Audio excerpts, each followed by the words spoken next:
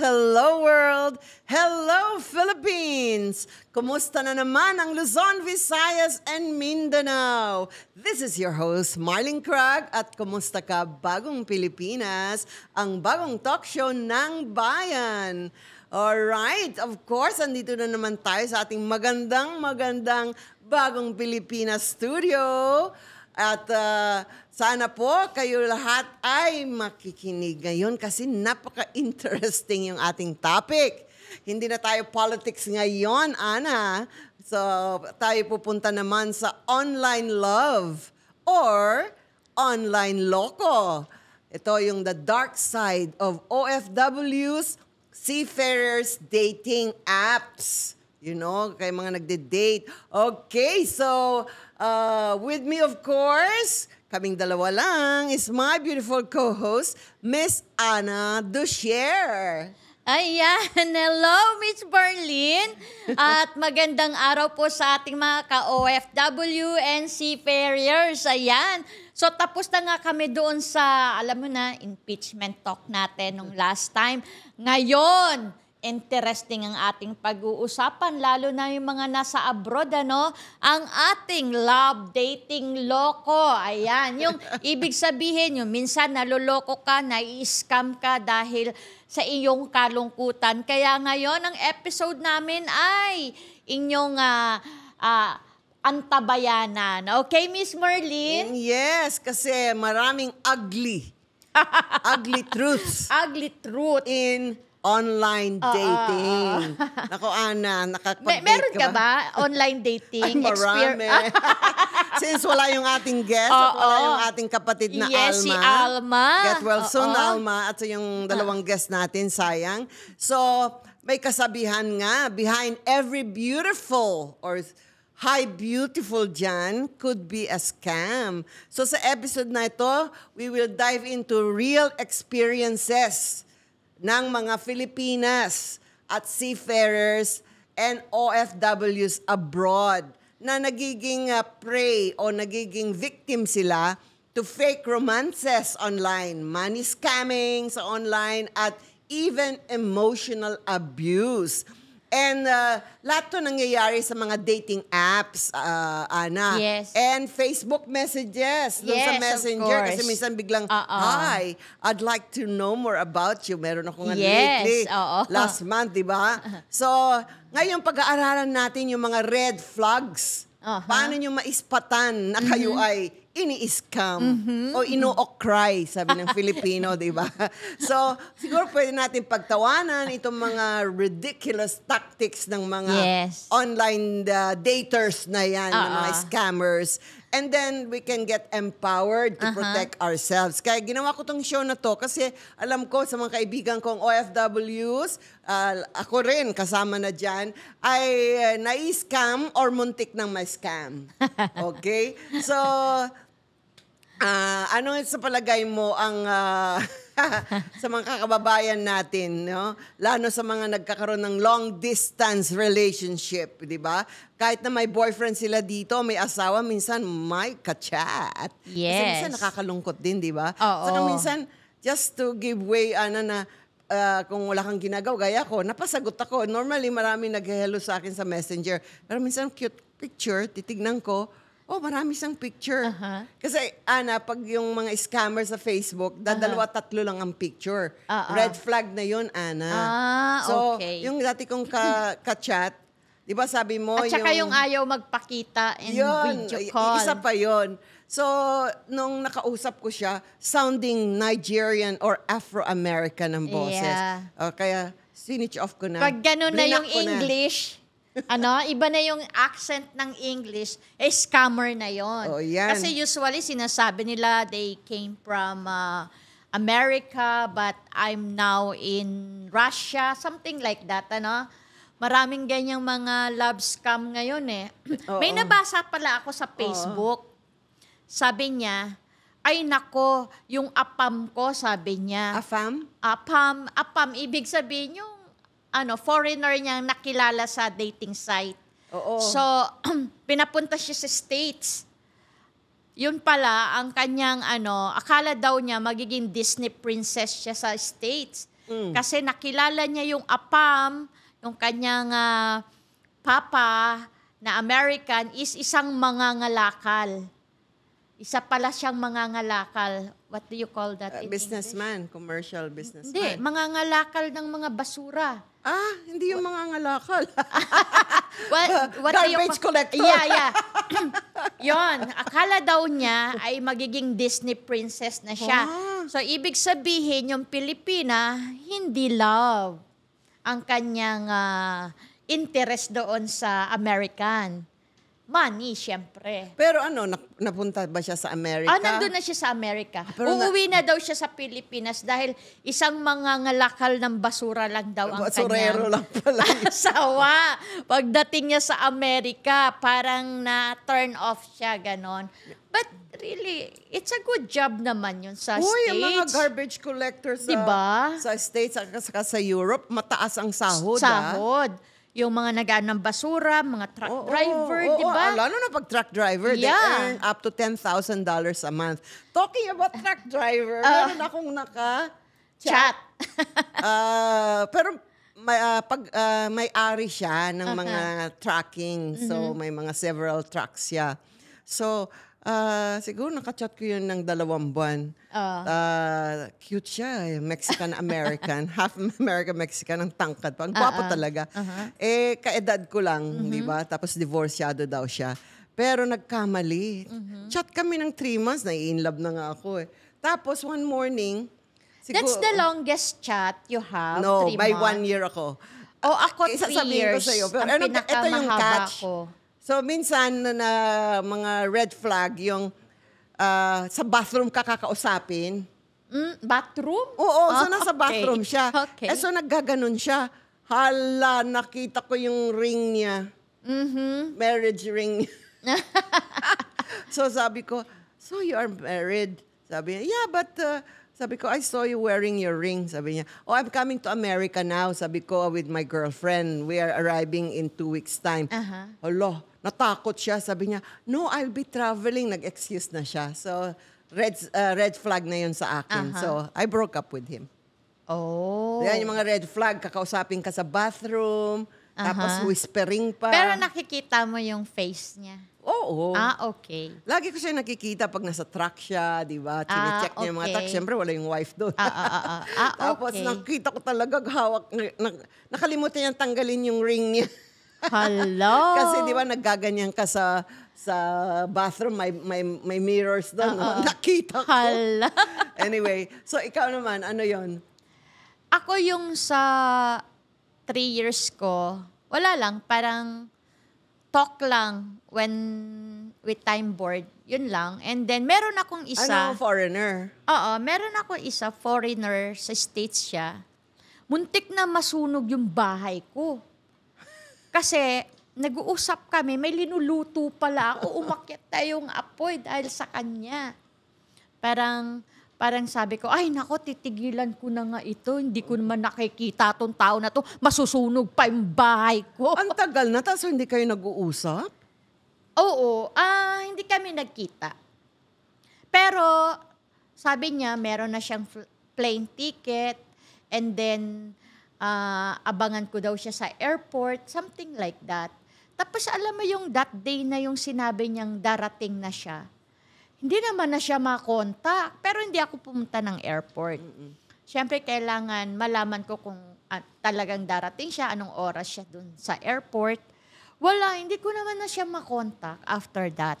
Kasi, siyempre, nag-promise siya, darating na siya, di ba? Siyempre, ako naman, may handa-handa naman ng freshness sa mga beautiness ko, siyempre. Pero gano'ng katagal? 3 years yun. Grabe, tapos hindi ka man na nag-request, can I see you on video? Ayun, hindi, nakita ko naman siya. Meron naman. Anong nationality? American siya. Oo, talagang gusto niyang pumunta, ganun. Dami niyang plan sa amin eh. Tapos, nakatatlo yata siyang promises na pupunta siya sa airport, pupunta siya ng Japan, pupuntahan niya ako. Ayun. Pero wala kang napansin na red flag o parang isa lang siya sa mga ka-chat mo kaya okay lang? Meron na. Ano? Yung sabi niya mag-send ng, para siyang USB, something like that na pinabili niya sa Japan. Ako naman, pinadala ko. Pinadala ko sa kanya. Courier. Hindi naman ganun kamahalan yung pag-courier ko. Siguro mga 1,500 pesos sa atin. Tapos yung item naman, mga nasa siguro 3,000 pesos. 7,000 din yun, no? Oo. Diba? Yung pinadala ko. Tapos, after nun, parang naisip ko, bakit ganun? Dito pa siya nagpapabili. Wala ba dun sa Amerika? Ano ba pinabili niya? Para siyang yung gadgets. Oh? Oo, nasabi niya sa Japan lang daw mabibili. Kasi Japan normally has got a lot of Oo, electronic gadgets. pinadala ko naman. Oh. Tapos sabi niya, sige, babayaran kita. Parang yun lang naman yung pinaka na-scam niya sa akin Oo. o whatever. Pero hindi ka niya binayaran. Hindi niya ako binayaran. Bakit sinabi mo bang never mind? Yeah. I Compliment? Said, yeah, sabi ko, never mind because I'm enjoying talking with him naman. So, that's Gwapo it. ba? Cute ba? Yeah. Macho. Yun eh. Minsan na-scam tayo kasi, ang gwapo-gwapo niya. Di bang hilig kasi natin sa gwapo? Ayan! Di kasi kung mag-message parang, hello honey, how are you Sweet, today? diba? Yeah, parang, oh, I'm so miss you for a long day. I don't been talking with you. Parang mga ganon. Doon nga ako natuto mag-English eh. Yun nga, ang kasabihan nga, karamihan yung mga online daters natin, lalo na sa mga male, yung mga lalaki na ang gugwapo. Kasi that time, that's my divorce Na-still yung time. heart mo, di ba? Oo, na-divorce kasi ako. Kaya, so parang free ako for almost 5 years. Parang sabi ko, it's time to mingle. And namingle ako doon sa dating site. Actually, hindi ako ganun noon that time. Kasi busy nga ako sa work. Pero yung friend ko, try mo yan, mama, sabi sa akin. Try mo yan. Ayun, yun doon ko siya nakilala. Ako first time ko, yung tag, T-A-G-G, di ko alam kung alam mo yung dating site na yon. Free yun walang bayad. Tapos, yung friend ko na taga ABS-CBN lumipat ng Saudi. So sabi niya, Marlene, mag-member ka dito. Kala ko naman club. So pinadala niya yung link. Sabi ko, sige. Wala, nilagay ko yung totoo kung sino ako. Tapos yung mga products ko. Kasi dati nag-export ako ng mga soaps para sa Middle East. Kasi ang dami kong klienteng Middle Easterns. So, tapos nalaman ko, later on lang na, dating site pala to. Pero, sabi nila, hindi naman lahat masasama. Pero yung mga nasa tag, karamihan na na-meet ko, real people. Nakakausap mo sila. Na-inlove nga ako Ito yung 1 year. Tapos, okay. ang maganda sa na-meet ko na to, kasi ang gwapo talaga. Puerto Rican ba? Costa Rica. Taga Costa Rica siya. So, Jewish, Spanish, o Latino, ang gwapo talaga. Ako, meron akong na-meet in person. Ang nangyari. So, 1 year ko siya. Nag-meet ka? Siya yung nagbigay sa akin ng pangalan ng RPM. Parang lucky charm ko rin siya. Inofferan ako ng TV show. So, RPM, Revolutions Per Minute, ang binigay niya. Kasi, ang negosyo niya is selling cars. Mga expensive cars. So, RPM, maganda daw. Parang the life is like yung accelerator nga, gusto mabilis. So, parang he inspired me to have that catchy kwan. And then sabi niya, make your talk show compared to a car. Yung ganun, di ba? So, kaya nakuha ko yung RPM galing sa kanya. And then, I was able to, he inspired me to make a perfume. So, ang una kong perfume na ginawa for men is Ivan. Sa pangalan niya, Ivan. Tapos Ivan yun. So, ngayon, I sent him din. Marami rin akong pinadala mga products. Siguro nakagastos din tayo ng mga 20,000 dyan. Pakakadala ng mga products and perfume. But to cut it short, talagang in love ako. Diyan pa yung magwa-wine pa kami, sa harapan ng kwan, magdi-dinner pa kami, kunwari nagkukwentuhan, at saka magkwento ng 5 oras. Wala sa aking experience. Tapos, naging close kami talaga. Pero at the end, may tumawag sa akin. Yung girlfriend niya. Pero ex pala niya yon. Pero alam mo yung with benefits, kahit nag-break na sila, may benefits pa. So, kinuwento sa akin, Mexicana yung girl, Maria. Pero naging close ko siya after. Kasi sabi niya, I think I like you. Sabi, I think it's time to give way. Pero partner niya yun sa business. O kinat niya yung business, kinuha niya yung shares, nagalit na yung tuloy sa akin. What did you do? You talked to my ex and blah, blah, blah. And then he took out all our partnership. Now I'm on my own. Kinuha daw niya lahat ng investment. Alam mo, naggalit siya. And then, hindi niya ako kinakausap ng matagal. So, si Maria at ako, kami na nagkukwento. Naging friend ko siya. Bumibili na rin siya ng mga skincare products ko at mga perfume ko. So, to cut it short, in-end ko na. Pati si Maria got married to somebody else na. Pero yung cute na yun na si Ivan, Okay. wala na. Pero yun ang first time ko na naging serious din. Yung parang, hindi naman ako na-scam. Pero parang feeling ko na user rin siya. Sa ating mga OFW, no, maraming nai-scam na sa love Correct. scam. Kasi, syempre, sila yung madaling nahuhook. Dahil, syempre, malungkot doon, trabaho, uwi lang. Syempre, wala siyang family, walang kasama. Kaya, pag mayroon sa kanilang nagme-message agad, nahuhook agad ang mga OFW dyan. Yeah. Pero, like sa Dubai, no? Yun naman, sa Dubai naman, parang iba naman sa kanila. Ang nalalove scam doon, yung may asawa na naman. Kunyari, andun sila, magkakasama sila sa trabaho, nagkakaroon sila ng relasyon, kahit meron silang asawa. Ano naman ang masasabi mo doon, Miss Marlene? Sa mga Ayan nga, ganong kasi love. dahil sa kalungkutan. Scam ba yun? Hindi. Kasalanan. Cheating na talaga yun. Cheating yun, no? Pero minsan, you cannot judge people, di ba? Kalungkutan lang. Minsan, nagsisimula ng parang friendly lang, para lang pang patay ng loneliness and boringness.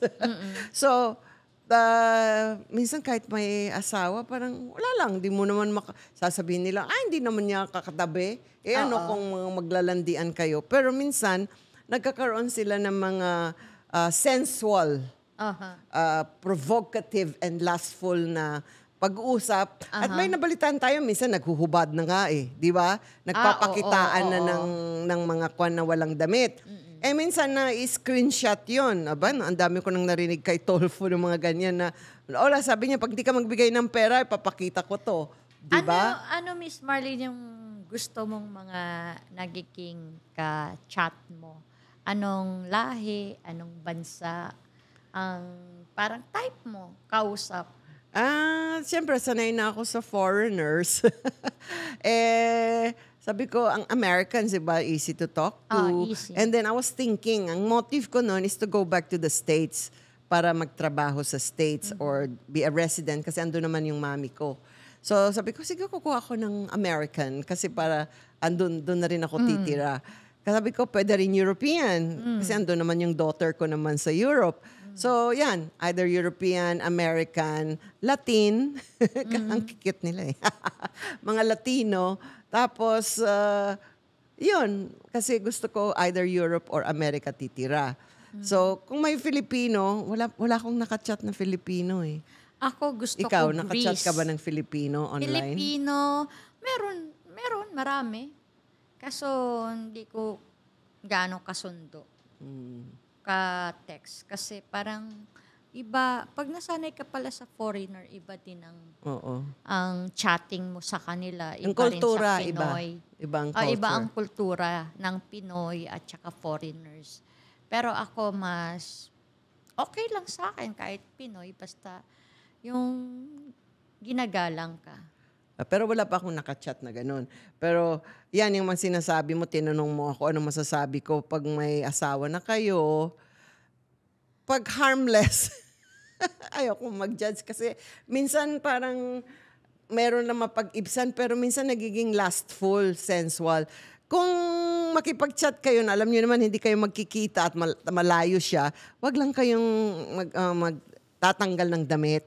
Oo. 'Di ba? Importante po 'yun na magsalita na kayo, kahit ano pang pag-uusapan niyo, wag lang kayo magtatanggal ng mga damit niyo, ha? Di, pag ganyan na yung Sapatos kachat mo, pwede. nagre-request ng ganyan. Ako, 'Di ba marami, 'di ba? Binablock ko na. Hindi ko na Yan. live kausap. Red flag 'yan, lalo na pag bago pa lang kayo, wala pa kayong 1 year na nagre-request na can I see your body, parang ganon. Nako, red flag na po 'yan. You know? So, yung Costa Rica nga, hindi nga siya nagre-request ng ganun eh. Kasi, okay na yung damit ko. Sexy naman eh. So, sometimes sabi ko, you don't need to remove your clothes to be looking attractive, Yeah. di ba? Kung respetado kayo ng lalaki. Yeah. Parang, imagine na lang niya. Oo. Mas maganda yun. Kasi pag yung bigay nyo lahat, ipakita nyo lahat, ay wala na siyang rason. At saka hindi nyo alam kung kayo lang ka-chat niya, di ba? Yes. So, Diba pag-aralan nga nyo meron mabuti. niyang mga ganon, sa kanila ko natutunan. You're chatting someone else like that. Kunyari, hindi ka lang nag-reply, no? You're chatting someone, no? Oh?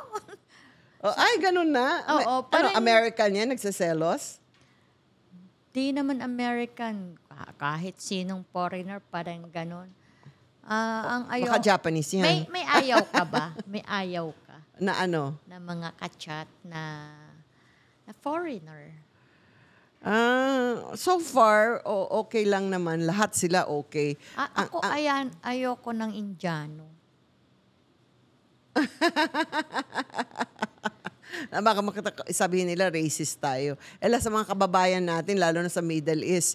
Pero maraming... Kasi mahilig mang Indian. Talaga? Meron akong nakachat, hindi, Pakistani. Pero mix eh. So, siyempre ayaw ko naman maging Muslim. So, parang nire-reject ko. Ginagawa kong friends na lang. Oo. Tapos, ginagawa ko na lang business. Kunwari, sabi ko, then I will tell them, I have products. Do you want me to be my partner when I export my products to your country? Parang ganun. So, para alam niya na parang one way of parang sabing, I'm not interested romantically. Greco? Greece. From Greece? Ay, sila ang Yeah. sweet. Oh? Oo. Anong nangyari? Wala eh. Kasi na-engage na ako sa American husband ko eh. Pero napaka-ano niya, supportive. Sinabi ko na-engage na ako. Pero she keep chatting, yung cares niya nandoon. Parang sabi ko, okay din to ah. Pero naglalagay ka ng butas ng temptation Kaya dyan, nga, ha? pero okay din to. Yun yung pagsubok ni Lord sa akin. Kasi andoon talagang naka-intact talaga siya sa akin, naka-focus. Pero that time, yung aking husband ay nasa States. So, nagtatrabaho siya. So, hindi ko ma-pull kasi naka-engage na ako. Oo. Pero in-entertain mo lang yung sarili mo just for the sake of chatting lang. Chatting lang. Pero siya talaga, parang nagpa-plan na siya pumunta ng Pilipinas, magkita na May kami. passion and emotion. Nako, sabi ko, hindi na pwede. Talagang pinipilit ko na hindi na pwede. Pero andun pa rin siya, chatting. Pero grabe naman, parang, kasi pag ako ang lalaki sa psychology, being a life coach, pag nakikipag-chat ka pa rin sa akin, that means parang meron Gusto pa mo ako. pa rin, oo. Parang meron pa akong chance. Eto nga, blinak ko nga. Oh. Di ba parang, kunyari, kung saan kayo nag-chat, sabihin mo, Viber. Blinak ko na siya doon. Aba, nakita pa rin ako sa Facebook. Di ba? Add pa rin siya ng add sa Messenger, lahat sa WhatsApp. Hinahanap niya talaga ako, pero hindi na talaga kasi nga engaged na ako. Mukhang may nakapasok na fly, So anyway, yan yung isa sa mga, parang kasalanan din natin minsan. Yeah. Kasi parang nagka-come on, may come on pa kasi the moment a woman still chat to another man, kahit sabihin mo, oy, may asawa na ako, oy, may ganon, let's just be friends. For the sake na nakikipag-chat ka pa rin, sabihin niya na, ay, ito ay naghahanap pa din.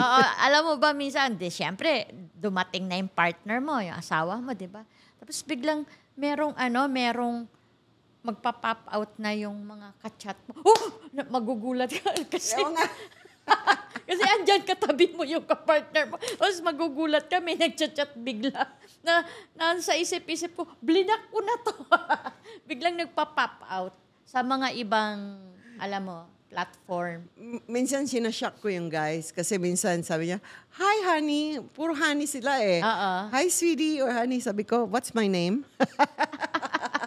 Sabi, and then minsan sabi na, "What's your name?" Sabi niya, "My full name." Minsan napabata nga sila, "Oh, you're checking ha." So that means hindi lang minsan ikaw. Talking about that, ang daming professional chatters or sabihin nating online Ako naging professional na. daters. Gaya ng Pogo, di ba? Yung Pogo at one time, meron pa nga silang kunwari may living room, meron silang kitchen para maniwala ka na yung kachat mo ay tunay na person. Pero di ba Pero sa Pogo ngayon, yung mga chat, yung love scam, karamihan nila ngayon ginagamit is Koreano, Singaporean. na mga babae o lalaki? Hindi, lalaki. Ngayon, i-chat ka. Foreigners. Foreigners yun na. Ito, mga nakaraan, meron akong Korean, mga Singapore. Nakita daw nila ako sa Facebook. How will you know me? How do you know me? Diba, tatanungin mo. Yeah, I see your profile in Facebook. Ayan na, i-chat ka na nila. Siyempre, kunyari, kung alam nila, kunyari, businesswoman ako, ganon, makikipag-business din sila. Later on, parang, why you're not online? Parang demanding na, parang, ano to? Oo, di ba? Oo, business yung una namin pinag-uusapan. Biglang, I wanna talk to you. Online this afternoon, I wanna talk to you in the evening. Parang, hello, parang, sabi mo, friends lang tayo. Kaya pala marami ng Chinese na nag-hello rin sa akin. Yeah. Hindi Chinese, kundi ginagamit nila Or Korean. Japanese, and Singaporean. Yan. Yan yung na-experience ko lately na hindi ko naman pinapansin masyado. So, bago pala yan? Bago to, binablock ko. Hindi sila gumagamit ng mga puti ngayon. Asian. Yeah, o diba? At saka yung napansin nyo, red flag yan pag sweet na sweet sa hi honey, sweetheart Tapos, uli. And may I love you pa kaagad. I-stalk mo yung yung mga Facebook. Mga gwapo sila. Ang gaganda ng mga katawan. Sabi ko, ang gwapo mo, ang ganda ng katawan. Why you don't have girlfriend? Sabi ko, how's your love life? Sabi niya, I'm very picky and too busy with work. Meron nagsabi sa tapos sasabihin nila, no, I like you. I like the type of girl like you. Talking about sa Facebook nila, kung tatatlo lang ang picture o apat, tapos perfect masyado yung mga pictures, tapos wala silang mga friends, walang birthday celebration, walang wedding, walang... Meron, ang galing. Meron sila. Minsan, pero titingnan mo yung date. Hindi sila updated ng this year. 2024, 2022. Syempre, professional din ako. Oo. Sabi ko, scammer to. Ito. Gumano na ako. And then red flag rin yung, kasi pwede lang stolen identity Di ba? Ang daming beses kong nakuha yung pretending to be a doctor. Eto Yung doctor lalo na. Karamihan, sabi nila Syria, base sila sa Syria, kaya hindi sila pwede mag-video call. O kaya sa Afghanistan. O yung may mga war. Eto, ginamit Red din nila flag po yun. Japanese, no? So, syempre, may translation yan Pag nag-message sa'yo, may translation yan. Kasi Japanese yung sulat. Nag-reply ako. Tapos sabi ko, are you in Japanese? Anata, Nihonjin desu ka? Sinabi kong ganun. Tapos nag-Japanese na ako. Hindi niya na naintindihan. What are you talking about? What is this? Ganun siya. Ay, hindi to Japanese. Ginagamit lang yung profile. Correct. Sabi ko, ang daming manloloko, no? Di ba? Tapos yung, meron nagpanggap na siya ano ba yung, sa Mission Impossible? Tom Cruise? Si Tom Cruise, nagpanggap siyang Tom Cruise. Pati, kala mo talaga siya kasi pwede palang gamitin nila AI na video, di ba? So, video, parang sabi na, here, I'm very busy doing my hi honey, ganun, kunwari nagsasalita, pero nadadab niya. So sabi ko, and then sabi ko, oh, by the way, sabi ko, I met you already. 4th of July movie here in the Philippines. You shoot in my province. And I met you with Bongbong Marcos then. No, hindi pa siya president noon. So, sabi niya, sabi ko, do you remember, where did you shoot in the north of the Philippines? Sabi ko, you shoot 4th of July. Who were you with? You remember? Sabi ko, ganun, kasama si Bongbong noon. So, nag-meet kami kasama yung asawa ni Gloria Diaz, Bong Dasa. And then Bongbong pa rin lang siya noon. Di pa siya president. So, na-meet ko silang tatlo. Sabi ko, hindi to. So, doon ko nalaman na fake siya. Kahit mag-AI pa siya. Lalo na mag-ingat yung mga nasa ibang bansa nating mga ka-OFW. Kasi kayo talaga yung pinupuntirya ng mga love scam na yan, di ba? So marami tayong mga nababalitaan, yung mga nasa airport, tapos naghihintay, hindi naman dumating. Tapos mamaya-maya may pinadalang package, tapos drugs pala ang laman. Yun, nakakatakot, no? Oo. You never know. Nabibiktima sila. At karamihan, lalo na pag sabihin nilang doctor sila, karamihan stolen identity yan. You know, pag sabi niya, I'm here. Tapos pinipilit ko, can I talk to you? Even without video call, if it's not around, sabi ko, I just wanna talk to you. What's your number? Kasi pag sabi niya, bawal sabi. Then minsan napipilit ko sila. If I don't talk to you, then I'll block you. Tapos alam mo, ayun na, sounding Afro-African, Afro-American or Nigerian voice. Balita ko karamihan daw ng mga scammers.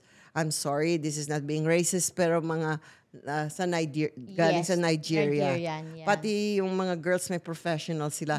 Talking about that, I have a friend who owns a restaurant in Boracay.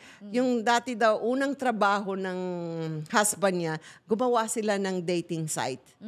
Tapos, nagpapanggap lang sila. At ang mga lagi nilang pinupunterya is pupunta sila sa mga Shangri-La events, mga ganyan, para makuha yung mga mayayaman na girls.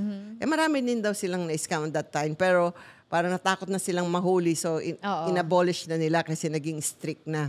Ayun. So, alam nyo, marami pong scammers, dating site na scamming ang ginagawa. Lalo na yung nangyari sa Pogo, di ba? Di ba yung nabalitaan natin, yung isang American, ang dami na ibigay dito sa girl. Tapos nung nahuli na si girl, sabi niya, trabaho ko lang to. So, ayan ha. Hindi natin alam kung sarado na lahat. Yung games ang mga pinasara, di ba? Pero baka marami pa ring dating sites, di ba? Na niraran nila. Baka under Filipino company na yan. Kaya dahan-dahan po kayo kasi marami po mga artista.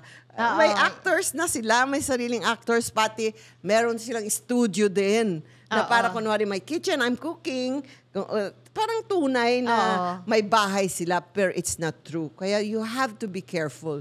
You know, pag sobrang sabihin mo, asan yung garden mo? O syempre walang garden doon. Sabi kasi, this is a condo. Okay, show me your condo. Show me the building. Di ba? Meron akong ikikwento, no? Yung friend ko siya. Ka-dating site niya for long years. 3 years na sila until now. Hindi pa sila nagmi-meet in person. Pero talagang para silang mag-asawa na rin. Kasi pinoprovide ni Guy yung mga kailangan naman ni girl. Kahit hindi sila nagkikita. Pinoprovide lahat ng lalaki na nasa abroad yung kailangan niya. Yung parang ibig sabihin may monthly allowance siya. May kilala akong ganyan. Dapat nga i-guess natin dito, pero meron siyang TESDA training. Gusto niyang maging professional welder. Kasi ang asawa niya, newly married siya, based in Dubai ngayon. So, foreigner rin yung kanyang napakasalan o nagpakasal sa kanya. So, si Jonalyn, ang galing niya. Sabi ko, Jonalyn, ang galing mo. Paano mo nakakahingi ng pera na binibigyan ka ng monthly? Alam mo bang pinakamagaling sa mga ganyang dating site na nagkakapera sila? All the gays. Ang mga gays magaling sila sa ganyan. Sila yung parang nagla-love scam, baliktad. doon sa mga foreigner naman. Marami tayong mga gays na magagaling dito sa online dating. Pero pretending like a woman, Yeah. parang babae sila. Yeah. They're lying that O papakita lang yung mga man-made breast nila. sinasabi nila na babae sila. So that I think mga 5 years ago, marami talagang na love scam yung mga gays sa mga foreigner. Hinihingian nila ng pera and then doon, meron din silang monthly allowance. Marami akong kilala. May isa pa akong kilala from Boracay. Hindi lang babae I think ang gays magaling sa online.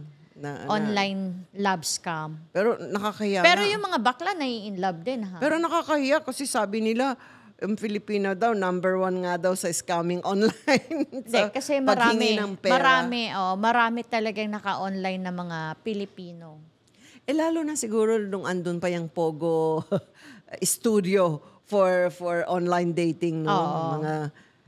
Pero kaya you have to be careful. May mga gigolo din. Alam niyo ba, mga trabaho ngayon ng mga gigolo, hindi na yung trabaho na maghahanap ka ng kwan sa labas, di ba? Online na. Online na rin Papakita sila. nilang maganda nilang katawan, tapos hihingi na sila. Oo. Ayun. Kasi kasi meron akong foreigner siya. I think he was in Dubai daw. So he was in the hotel, nakita ko picture niya. Ang gwapo, ganda talaga ng katawan. Bigla siyang naghubad. Sabi ko, ay, kilonos ko na kasi biglang dumaan yung anak ko. Nag-close. Sabi ko, wow, nice body. Sabi ko na lang ganun.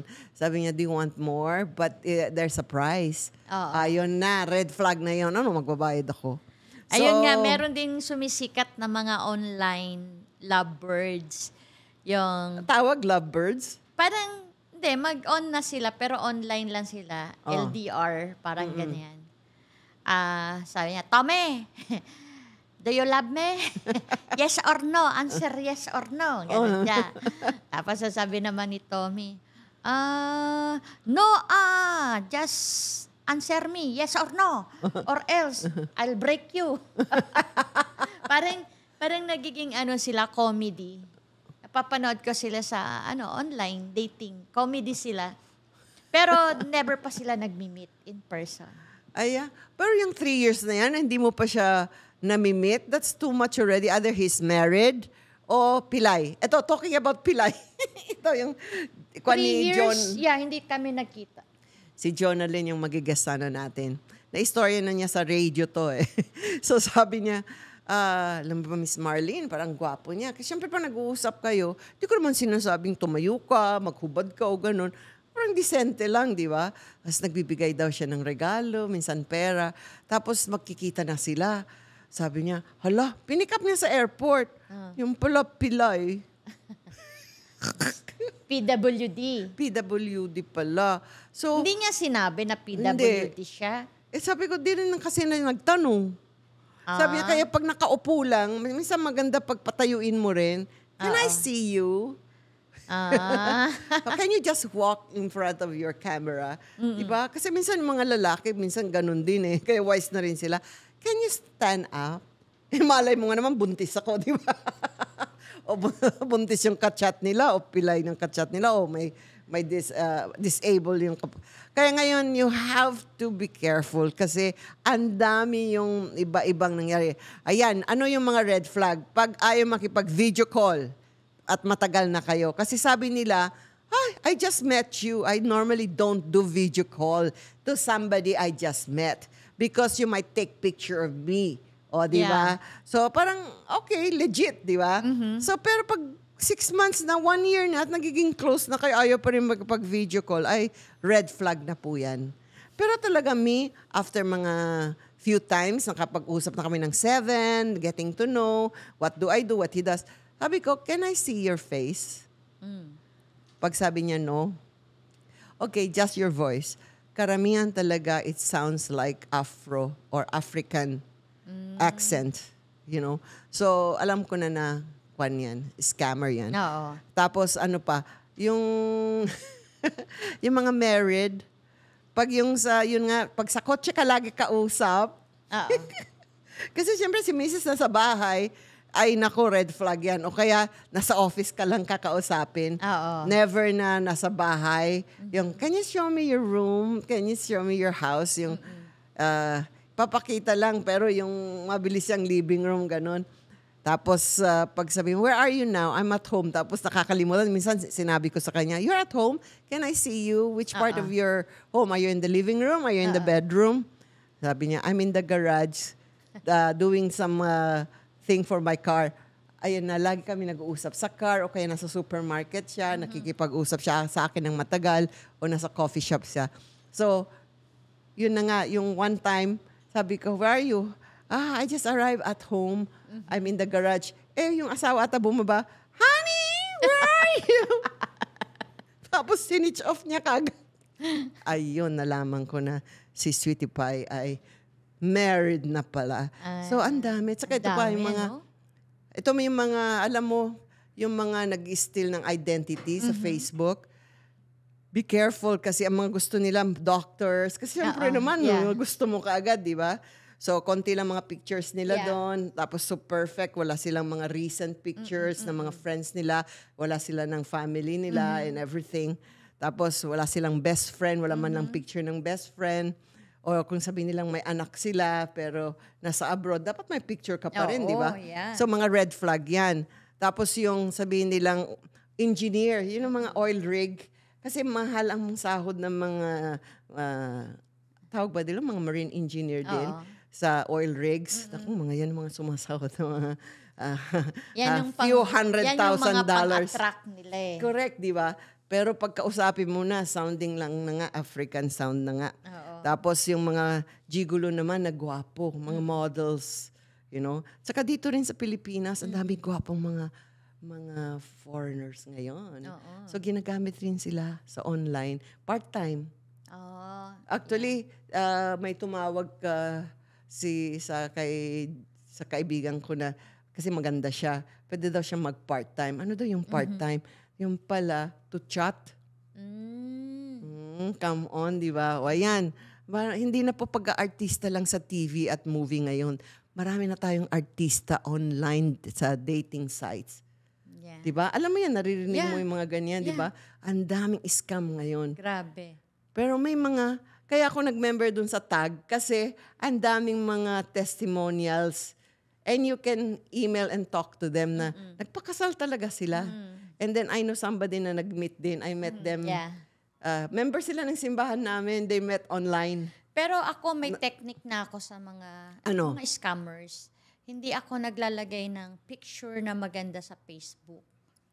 Nag-aano ako ng mga kung anong, hindi mukha. Pati din sa TikTok ko. Kasi pag maganda na yung picture na linalagay mo, ayan na, dumarating na yung mga scammers sa'yo. Pag nakikita. Kaya minsan, hindi ako naglalagay ng photo ko. Kasi dati, lagi ako mahilig maglagay kung ano yung best photo mo. Yun yung pinoprofile mo. At yun din yung ini-scam. Yun din yung mga, nandyan na rin yung mga scammer na magpapadala sa'yo ng mga humihingi ng GCash, ganon. Pag alam nilang parang medyo maganda-ganda itsura mo, i-scam ka ng mga yan. Oo. Ito pa, isa pang warning pala latest. Since also ang AI ngayon, pwede nilang kopyahin lahat o kung lalo na pag nagvi-video ka, pati boses mo, pwede nilang kunin.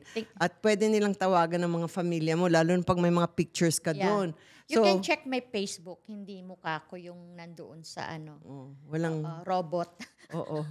So dapat careful po kayo kasi baka kasi prone ako ng ng mga scam. So sabi ko sa daughter ko, pag may nagsabi na nasa hospital ang mami mo, we need some money and everything, or sabihin nila, if you wanna speak with your mom.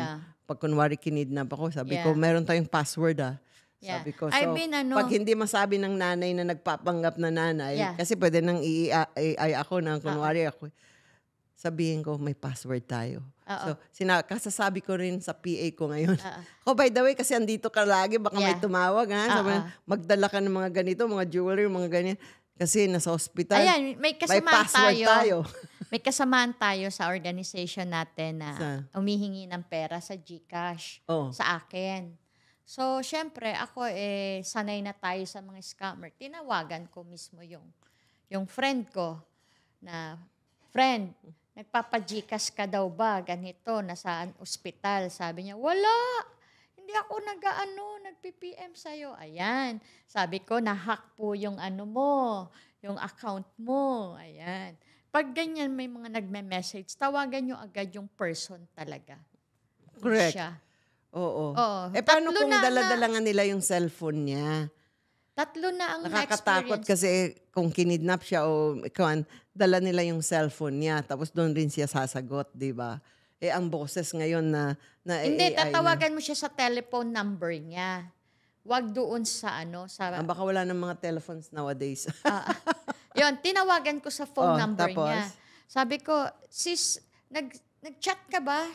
Mingi ka ng ganito sa GCash. Ha? Wala. Check mo yung account mo na-hack. Ayun, na-hack nga. Oo, ganun. Nakakatakot pag marami na-hack ka. akong na-experience na ganyan. So, ayun, parang ingat na lang. Tapos gagamitin yung picture mo. Yeah. Na sila, ito sila yun ang yun. gagamitin nila pang online dating, yung mga pictures mo. Ayan, pag nahuli mo si scammer na, scam ka ha, ganito kausap ko pala. Ayun, dapat ibablock naka-private ka, no? na. Naka-private ka Ibablock dapat. ka na nun. So, nawawala na yung account ng kaibigan ko. Ipapa-retrieve mo ngayon yun. Kasi nahack na nila yung account.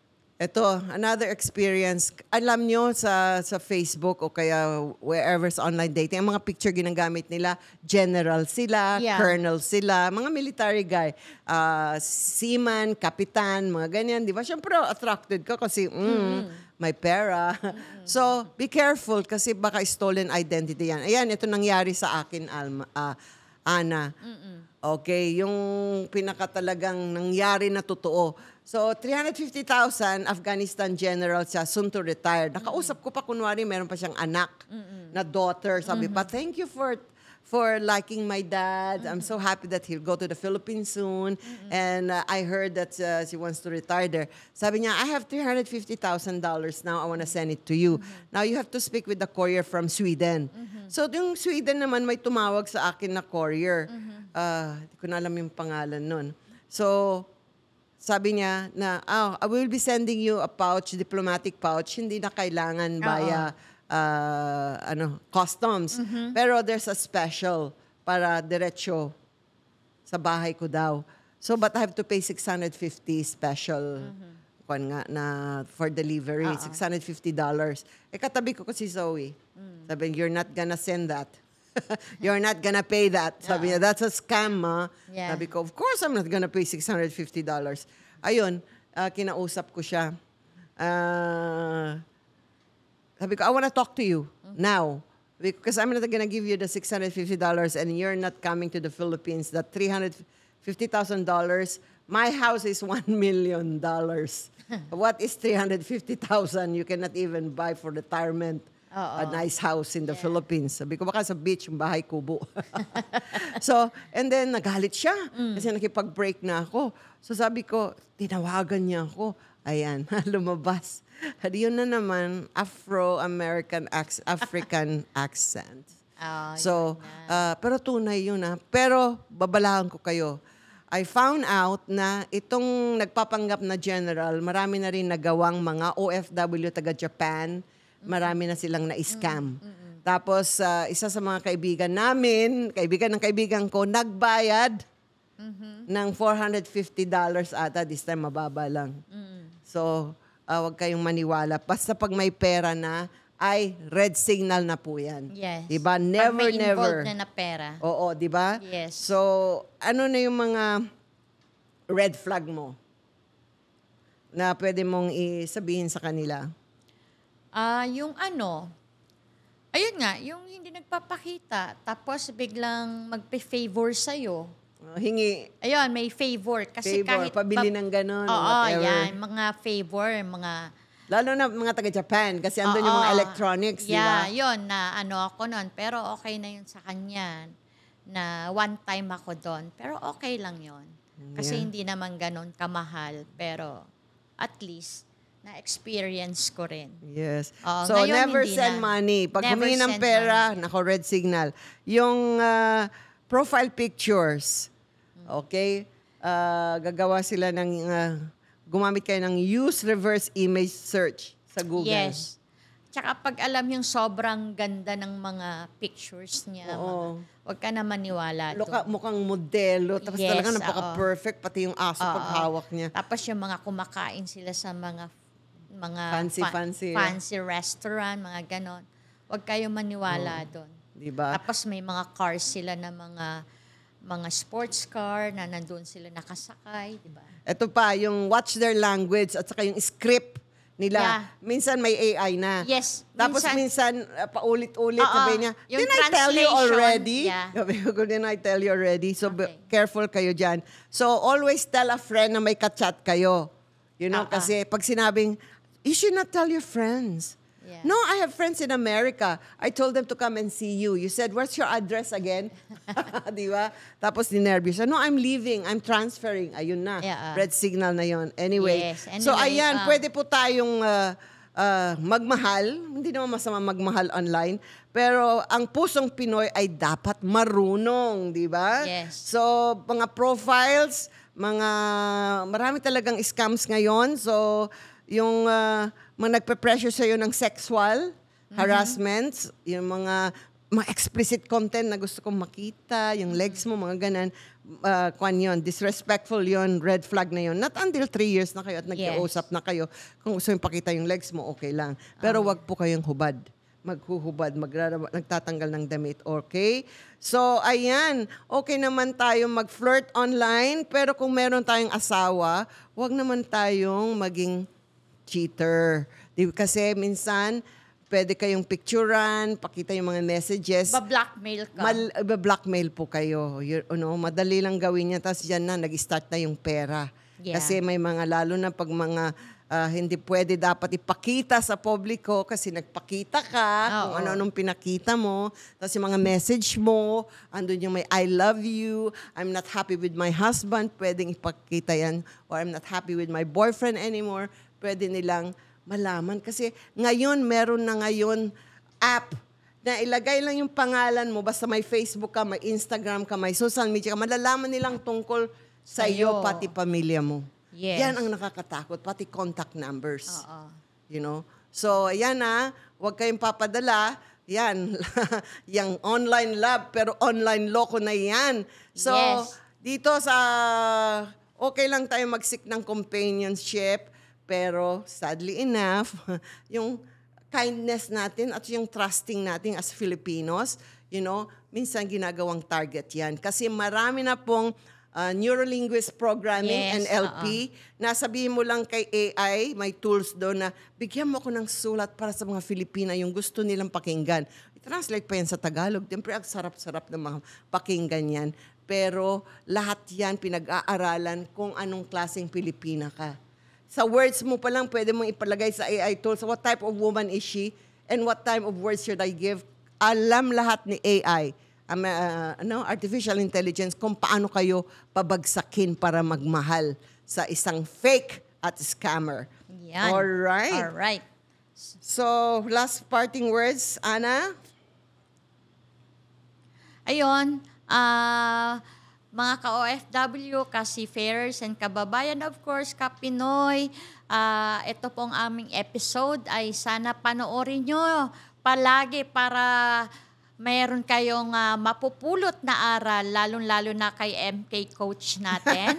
And of course, sa ating lahat, please follow us and subscribe nyo sa aming YouTube channel, ang Kamusta Ka Bagong Pilipinas. And of course, sa aming Facebook also, Kamusta Ka Bagong Pilipinas. Ayan po, follow us and thank you. This is Ana Dozer po. And Marlene, and for the last one, save all the messages and evidences kasi baka i-scam kayo at i-blackmail.